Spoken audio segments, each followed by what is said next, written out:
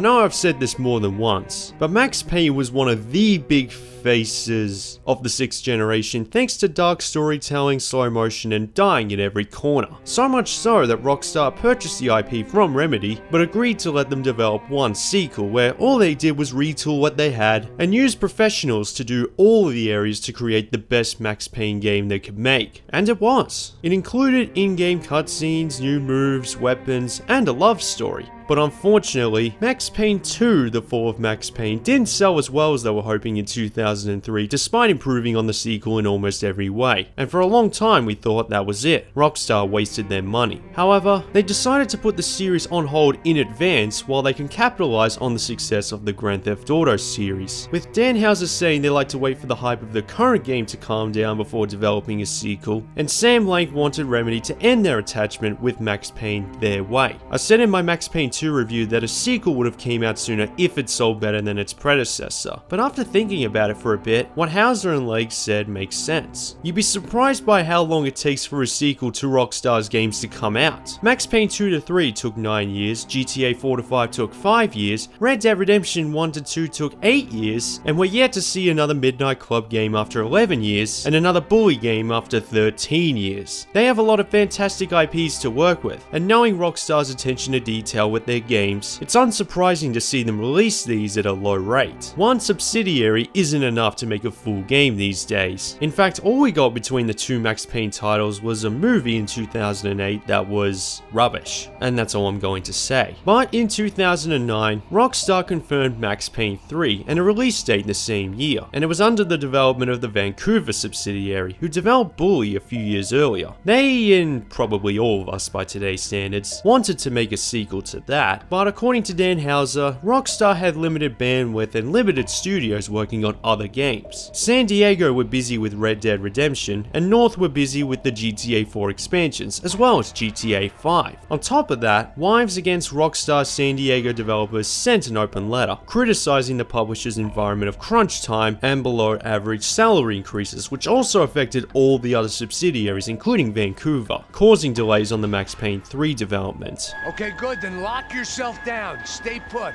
And by the turn of the decade, Rockstar brought in other subsidiaries, more specifically Toronto, New England, and London to work on the game under the brand Rockstar Studios. Today, it's what we've come to expect, and Max Payne 3 was one of the first. As explained in the GTA 5 review, the increase in technology also affected global connection, meaning subsidiaries across the world could work together more easily. It could have been also seen as a way to reduce the workload a bit after the spouse's letter against Rockstar, but knowing the shady stories behind the scenes of Red Dead Redemption 2, it's clear that crunch time was a common theme in the office. Jesus Christ, these bastards made the NYPD look like the Hare Krishnas. Could it be the price to pay to make the best game they can while trying to meet the deadlines? Or was it unnecessary? And when it was officially announced showing Max with no hair, being set in what looks like another country completely different to the grey, wet streets of New York, initial reactions were mostly negative. All in all, it was destined to become a disaster. I can see why you'd want to leave this place, Max. It's real charming.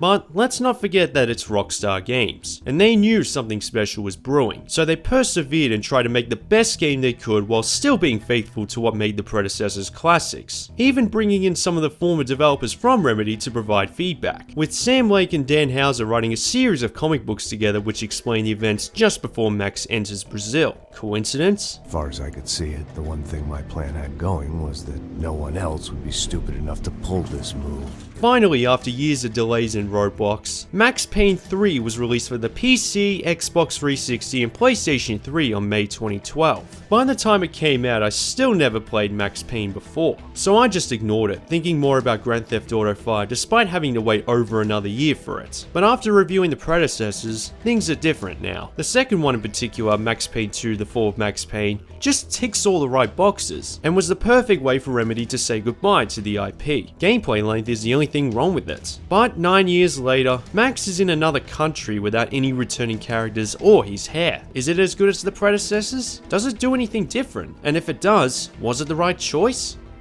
9 years after the events of the second game, Max Payne has retired from the NYPD, but is still mentally destroyed by everything he endured in his life, becoming an alcoholic and addicted to painkillers. But then, former detective and academy acquaintance of Max, Raul Passos, finds him in a bar in New Jersey, and offers him a job as a bodyguard for a rich family in Sao Paulo, Brazil. Max initially declined because, hasn't he suffered enough? But they suddenly got in a fight with some mafia hoods, one of them the son of a mob boss, which led to Max killing them, marking both he and Passos as dead men in New York by the mafia. I wonder why Max didn't move away from the city altogether right after he retired. He wouldn't be in that mess and less likely to have accepted Passos' offer, but I guess there would be no video game if that were the case. I should have jumped in that goddamn canal myself and swum my way back to New York. They continued to survive the city, with Max saying goodbye to his family, which also led to another mafia shootout, and they flee for Brazil. I was working a protection detail for the kind of people who need protection in a town like this. And what kind of town was this? One where I didn't speak the language and they didn't water down their drinks. So for now, we seem to get along just fine. Max and Passos are working as bodyguards for, okay, this gets complicated, the Bronco family, where one has ambitions to become the mayor of Sao Paulo, Victor, the richest of the family, Rodrigo, and one who is nothing but a socialite, Marcelo. During one party, Rodrigo and his wife Fabiana are kidnapped by the street gang Commando Sombra. Max was able to quickly save them, but the family are targets again at a nightclub a few days later, and the gang were able to successfully kidnap Fabiana. After the family reluctantly decided to give them ransom money in exchange for her freedom, a mercenary paramilitary group, the Cracha Preto, who might as well be called Merryweather Security, interrupt the exchange and take the money for themselves. It's all just a giant, corrupt, confusing puzzle where if I continue to explain, it would spoil everything, so I'll leave it at that. You'll have to forgive me for not being able to follow all this. You're not supposed to follow it. Max is tangled in the middle of everything, going from making sure a rich family doesn't get hurt, to uncovering a giant city-sized scandal, and is probably hanging by a thinner thread than when he was in New York. Yeah, fantastic. Another good day's work. Trouble seems to find us, Max. The most obvious thing you're going to notice before you even play the game is that it's set in Sao Paulo, which provides lots of new ways to tell the next chapter of Max Payne's life for the worst. However, this could be seen as a risky move because the first two games were known as some of the most cinematic looking games at the time, the ultimate love letter to classic Hong Kong film noir with supernatural and psychological themes. Like, how can you do that in a hot, sunny, tropical Brazilian setting? Why not just stay in New York? Well, firstly, Rockstar literally did it a few years earlier with Grand Theft Auto 4, setting it in a gloomy New York City, okay, it's called Liberty City, but it's based on New York, using the enhanced graphics to provide more believable looking characters and experiment with serious storytelling. I guess they didn't want to repeat themselves with Max Payne. The American, running around, acting like the action hero, killing lots of people. You're a stroke of genius. That ain't how it is. Their vision for the next follow-up was to modernize the noir theme, quote, digital noir. It uses newer themes, like there are no nightmare scenes for example, and everything you see on screen looks more physical with its flashy, industrial-like effects and filters, which visualize Max's alcoholism and painkiller addiction. It reminds me a bit of Wolfenstein: The New Order. Just because it isn't set in New York or Hong Kong at midnight doesn't mean it isn't a noir. Although I think they overdid the effects to an extent. Like, I assumed it would calm down a bit while Max was sober in certain parts of the game, but nope. But at least they don't affect the gameplay too much, they're only noticeable during cutscenes. But what hasn't changed is Max Payne himself, the only returning character. In fact, I consider this to be the most developed version of him, the most physically transformed, and the best acting performance from James McCaffrey. The fact that he wasn't originally going to be Max Payne, the same one who we immediately identify through his melancholic perception of life and crime, simply defies description, and is probably one of the biggest reasons why the initial announcement was met with skepticism. You can't do anything related to Max Payne without McCaffrey's voice. Even the movie had it. Although if you look at this snapshot of his cameo, 5 to 6 seconds, that's even longer than his screen time in the entire movie. Pathetic. And when he persuaded the developers to return and even use his likeness a year later, it could be seen as justice. There can only be one Max Payne. I knew I wasn't thinking straight. I've been drinking and popping painkillers for years. I had a liver like a French goose and skin like red leather. This game represents Max at his absolute rock bottom, and even after I beat the game, it was kind of hard to fully understand his psyche. Well, according to the developers, it's because every time he gets close to someone, they get taken away from him, which is understandably driving him crazy, consuming alcohol, taking painkillers, and smoking despite initially quitting for the sake of the baby, and has even put on some weight. We'd only been married a short time. By now, she had been dead longer than I knew her. I still hadn't really forgiven myself for the Mona business, but I knew that was just grief. So he sees this job in Brazil as a last chance for salvation, especially if what he gets involved with is about as big as anything he did in New York, and or he has even less to lose and wants to go out like the warrior he was in 2001 and 2003. Was it redemption? Not really.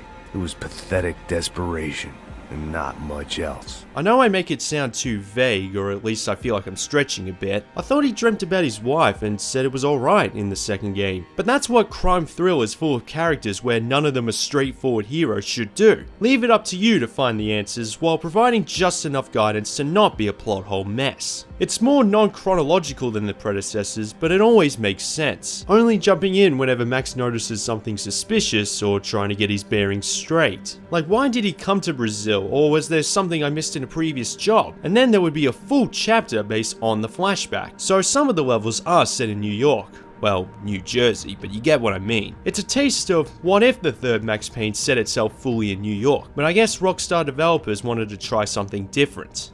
When you've lived the kind of life I've lived, reality comes at you through a different lens. But nothing could have prepared me for what was on the other side of that door. After all, Brazil is foreign territory to Max, no pun intended. Does that not sound like a more interesting idea? The developers in true Rockstar fashion went to Sao Paulo itself, including the Vavelas, tried to understand the environment surrounding Max, whether it's police, gangs, weapons, people, etc., and watched films like City of God and Elite Squad, all in order to be as accurate to the city as they could. Like, you'd think they were making a new open world IP. Not that I was gonna get picky. This was clearly their turf, and I'd just shot up their favorite skin joint. Even during gameplay, it refrained from using subtitles whenever the Portuguese language is used because Max can't understand what they're saying. Bem-vindo à favela Nova Esperança. All things considered, I was gonna have to look on this as a good outcome. However, despite their best efforts, a lot of Brazilian reviewers criticized its overall depiction, looking a bit more like Rio than Sao Paulo, and using mostly Portuguese and Mexican actors instead of Brazilian ones who had different accents. Dumb sport. Hey, careful, my friend. That's blasphemy in this town. But nonetheless, from my point of view, walking through the bright lights and the favelas with different enemy types, you're on your toes at all times, unaware who the real villains are, and despite the lack of psychological and supernatural elements, now it's just my opinion, but I think it's the most disturbing out of the trilogy based on the revealed villain's actions, which I won't spoil, but if you know what I'm talking about, you have to admit the first time playing, it's bold. But as Dan Houser said when co-writing Max Payne 3, the world you built would be very dull and very unrealistic if everything was as it should be, and no one was lazy or corrupt or hypocritical or idiotic. I couldn't make much sense of what I was seeing, but I had the feeling it wasn't that strange for anyone else. The increase in technology has a lot to do with that as well. When Remedy started developing Max Payne in 1996, in-game cutscenes weren't going to cut it, and comic book stills were the only way to tell the story the way they wanted to visually, which ended up becoming one of the distinct features that made the first two games good to play to this day. And Rockstar realized this because by 2012, it had gotten to the point where you can make believable looking in-game cutscenes. Yet it hasn't forgotten who it is, as the comic book style is still here, but they combined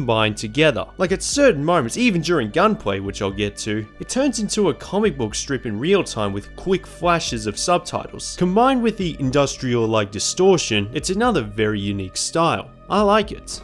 The fireworks display was clearly in my honor. making sure everyone knew to roll out the red carpet for their surprise guest.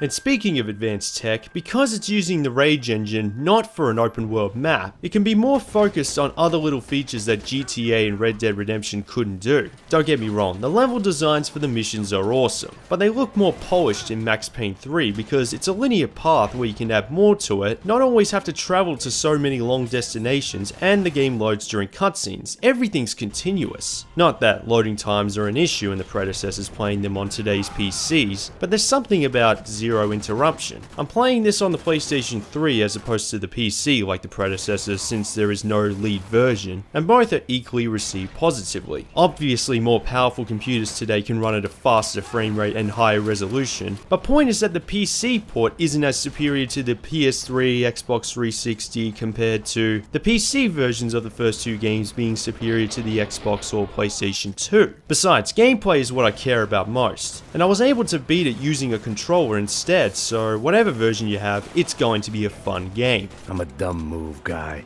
Hey Max, we'll drive onto the runway. No thanks. Let me walk in the main entrance. This was going to be a safe medical detox. No matter what version you're playing, Max Payne 3 controls differently from the predecessors. In fact, it resembles more closely to the Uncharted games than the first two Max Payne titles, with a hint of GTA 4. A linear third-person shooter with a cover system, you can only carry one heavy weapon at a time, enemies try to surround you instead of stand there, and you have a soft aim option like GTA 4. Although if I was playing this on the PC, I would have it turned off. Just replace the acrobatic platforming and regenerating health with slow motion and gore.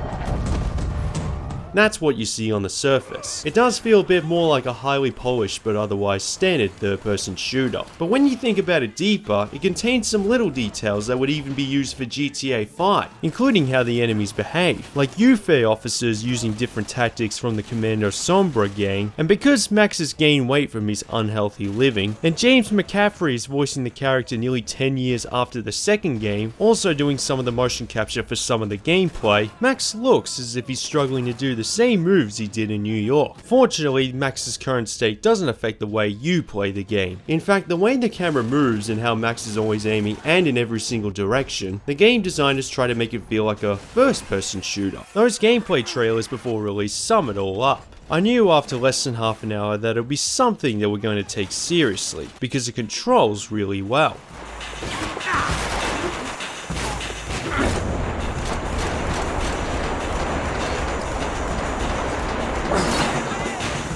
For starters, the bullet time. This wouldn't be a Max Payne game without it. Obviously you can slow down the clock for a limited amount of time and shoot dodge like the predecessors, which not only makes it easier to take out enemies, but provides some jaw-dropping moments, especially when you take out the final enemy. It still has a lot of what made these two exciting when you clear the wave, but like the story, they were able to execute it differently thanks to evolving technology.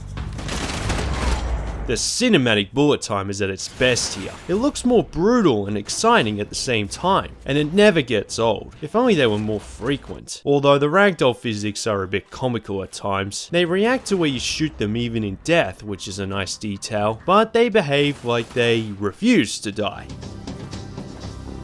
There's something about the Rage and Euphoria engines that make them a match made in heaven. Anyway, whenever you run out of health but have a spare painkiller and ammo, you automatically go into bullet time, and if you kill an enemy quickly enough, it looks cool by the way, then you can keep going. Basically sudden death mode, which is handy because your health goes down just as much as the predecessors. The first game in particular, I hated the fact that enemies would pop out of nowhere without giving you a single chance to react. But in Max Payne 3, because you have a proper cover system, deaths aren't as trial and error. As I said before, different factions supposedly have their own way of approaching gunfire. However, I didn't notice that much because while it's good to have enemy AI that recognize your presence, trying to work their way around you to make it harder, and avoid making the game feel repetitive, the reality is that you're basically waiting for them to get close to you, no matter who they are. Because despite helmets and armor, it's easy to pick them off as enemies take less bullets than Uncharted, nor do they surround you as much, and thanks to bullet time, it's easier to get a headshot. It's used more for accuracy than run and gun.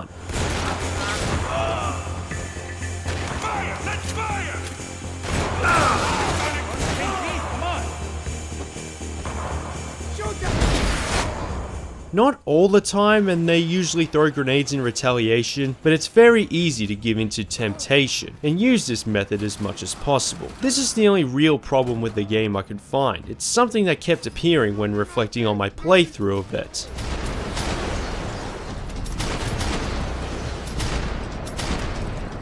I guess that's why there are a few forced bullet time moments like these. No matter what, you will get plenty of chances to enter maximum levels of badass superiority. And why I should dodge less than even the second Max Payne. It takes up too much slow-mo time, and if you run into something, it cancels out and usually gets you killed in the process. But if you're playing it a second time with a better idea of where the enemy placement is, you're more likely to turn into the Max Payne of old. In this case, transitioning from a PC to a console with a controller wasn't as easy as I thought. Or maybe it's just a force of habit, staying in cover and shooting whenever I feel like I need to, which is something I do in third-person shooters all the time.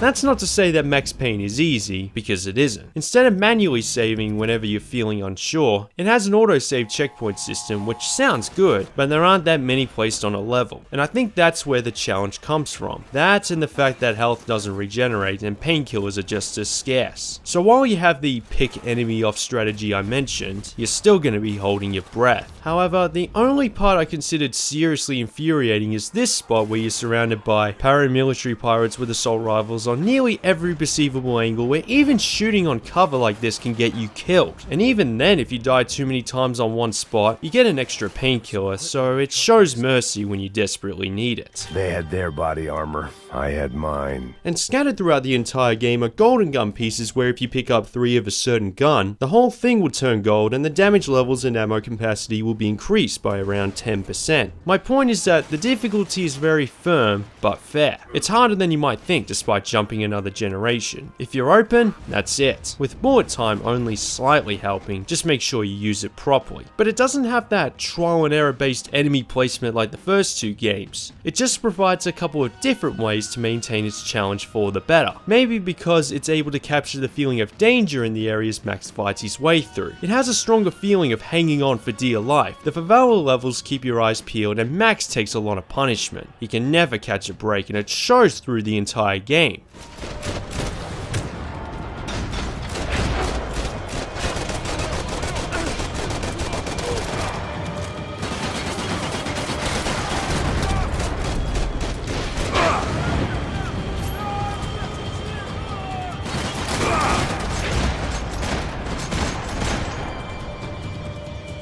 It's crazy how everything feels seamless. The action is non-stop despite the longer cutscenes, bullet time impact looks brutal, Max Payne is still Max Payne, and it took just over 8.5 hours to beat. I think it could have been double digits in length, but at least it's long enough for it to not be a criticism. And that's not putting other game modes into consideration. Actually, why is it called New York Minute if it's set in Sao Paulo? However, because it's set in another country, which probably changed too much for some people's liking, they're going to think this impressive work belongs in another IP. But it had been nearly a decade, and it's Max Payne, that name would have sold better. Actually, it didn't. Okay, it sold better than the second Max Payne with 4 million copies in a year, but compare that to what Rockstar have released over the last decade, and you can see why they don't have plans to release another sequel. Remember at the beginning of the review when Dan Houser said they like to wait for the hype of the current game to calm down before developing a new game? Well, Grand Theft Auto 5 and Red Dead Redemption 2 combined are making them billions of dollars every year, so the hype for those games are clearly high. Rockstar are big, but not big enough to have the time and resources to make anything else at the moment, and if they did, rumors are that the most likely new game will be Bully 2, and nothing has been said about Max Payne 4. I think the reviews might not be as positive as let's say GTA or Red Dead Redemption because it's not an open world game, and it isn't going to provide as much to do in comparison. But I'm glad that Rockstar gave Max Payne another chance because it's still a very high quality game for what it is. I'm on the side that I think it's a fantastic third person shooter. The controls, the bullet time, the presentation, effects, all those things that made the first 2 Max Payne games good are here, but being set in another country means they were able to match those levels in different ways, which would have been a breath of fresh air back in 2012, being different enough to be its own game. Easy recommendation on any system you own.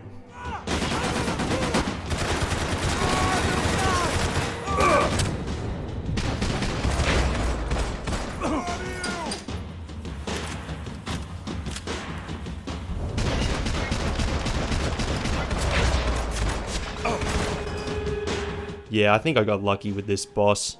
And with that, I guess I was ready for bed.